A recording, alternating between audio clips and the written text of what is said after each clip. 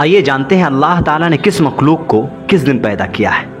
कई मशहूर इस्लामी किताबों में लिखा है कि अल्लाह ताला ने फरिश्तों को बुध के दिन पैदा किया है, इसी तरह जिनों को जुमरात के दिन और हज़रत आदम अलैहिस्सलाम को जुमा के दिन पैदा फरमाया।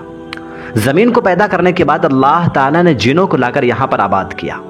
कई हज़ार सालों तक ये लोग ज़मीन पर बसे रहे और अल्लाह ताला की इबादत करते रहे, लेकिन फिर उसके बाद उन लोगों ने सरकशी शुरू कर दी। एक दूसरे को कत्ल करना, खून रेजिया करना, ये उन लोगों का हर रोज़ का मशगला बन गया था।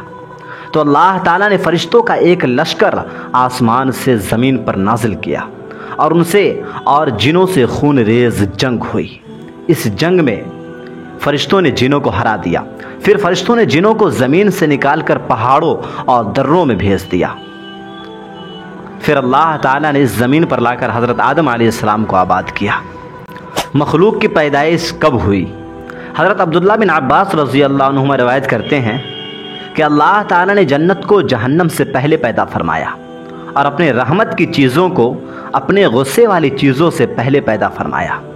आसमान को ज़मीन से पहले और सूरज और चाँद को सितारों से पहले, दिन को रात से पहले और दरिया को खुश्की से पहले, फरिश्तों को जिनों से पहले और जिनों को इंसानों से पहले, नर को मादा से पहले पैदा फरमाया।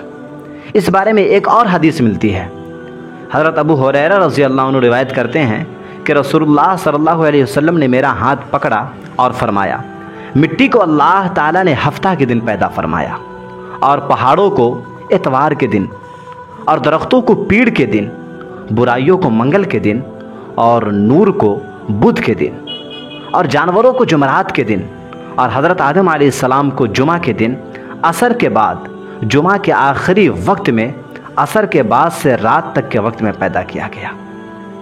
उम्मीद है आपको ये वीडियो पसंद आई होगी।